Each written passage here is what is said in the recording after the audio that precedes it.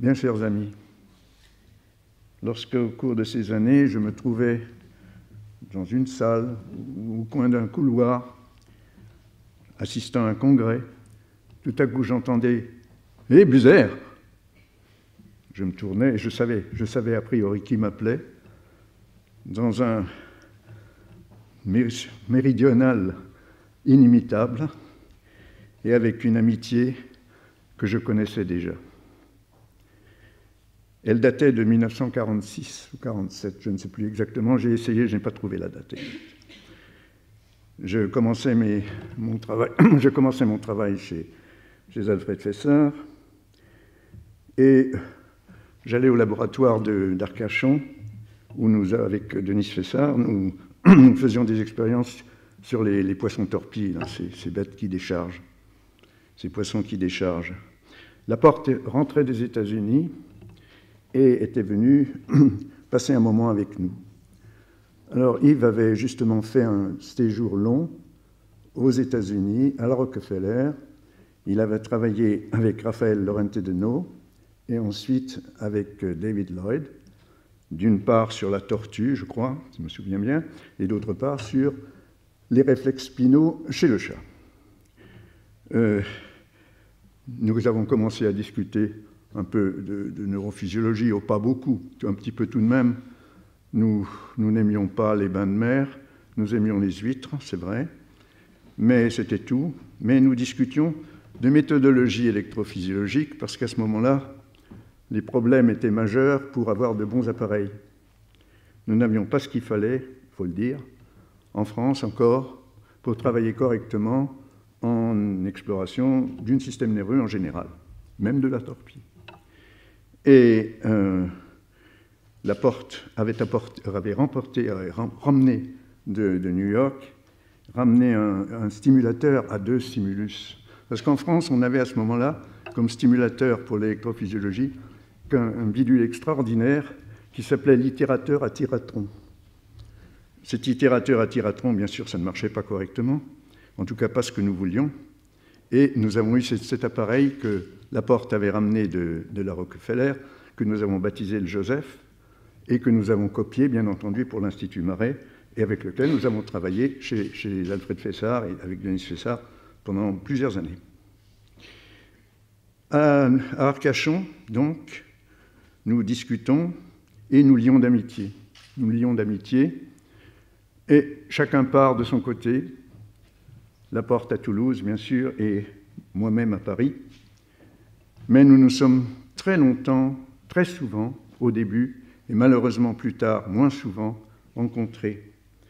Nous avions chacun creusé notre sillon, Laporte dans la moelle, en gros, pardon de ne pas donner de détails, et moi dans le cerveau, pardon de ne pas donner de détails, pour l'instant.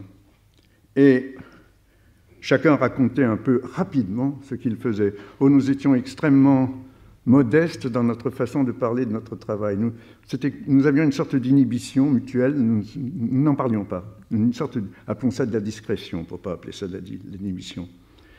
Nous étions très discrets l'un et l'autre. Moi, je parlais de mes ennuis avec les vertébrés inférieurs. Je travaillais sur les vertébrés inférieurs, je faisais ma thèse. Ensuite, j'ai travaillé sur le cerveau de chat et le cerveau de singe aussi. Et je sentais à ce moment-là Laporte un peu ennuyé. Bien sûr, il était comme toujours avec sa délicatesse. Il donnait l'impression d'être très admiratif de ce que je faisais. Mais surtout, je le sentais anxieux de me voir me battre avec des problèmes que lui considérait comme beaucoup trop complexes. Comment pouvez-vous vous occuper du cerveau ? Moi, je lui disais, Laporte, vous savez, votre travail, j'ai une admiration extraordinaire pour votre travail.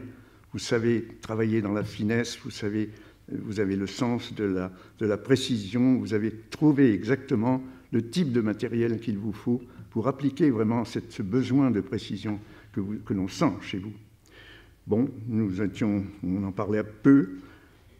Et puis, Laporte m'a dit plus tard, vous savez, Buser, c'est très joli ce que vous faites peut-être, mais moi, au-dessus de la membrane atlanto-occipitale, je n'y connais rien. j'ai dit, bien sûr, c'était pas vrai. Mais enfin, c'était comme ça. Pour lui, tout ce qui dépassait la membrane atlanto-occipitale, ça n'existait pas. En fait, ça n'existait pas. C'était beaucoup trop compliqué. Il se cantonnait aussi à la moelle.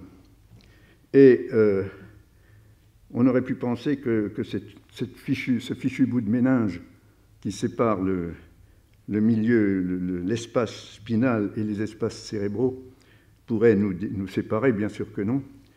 Nous avons continué à parler. Nous ne parlions pas beaucoup de neurophysiologie, non, c'est vrai. Mais nous parlions des neurophysiologistes, par exemple. Mais nous en parlions, et je pense que j'ai appris beaucoup de choses au contact de Yves Laporte. C'est cette extraordinaire délicatesse dont j'ai entendu parler déjà plus d'une fois ici, et je ne vais pas encore revenir sur ce point, mais nous sommes tous persuadés, ceux qui l'ont connu, de cette délicatesse qu'il avait. Je ne l'ai jamais entendu médire d'un confrère ou d'un collègue, car entre nous, ce n'est pas l'habitude. En général, nous ne sommes pas toujours très gentils les uns avec les autres. Je dois dire qu'avec Laporte, ça n'était pas comme cela. Et les années ont continué jusqu'à ces dernières années qui ont été évoquées récemment, ces années de tristesse où nous parlions l'un et l'autre de nos difficultés et de nos problèmes. Et c'est ainsi que je l'ai vu, ou je l'ai senti disparaître. Je l'ai senti disparaître au téléphone peu avant sa mort. Merci.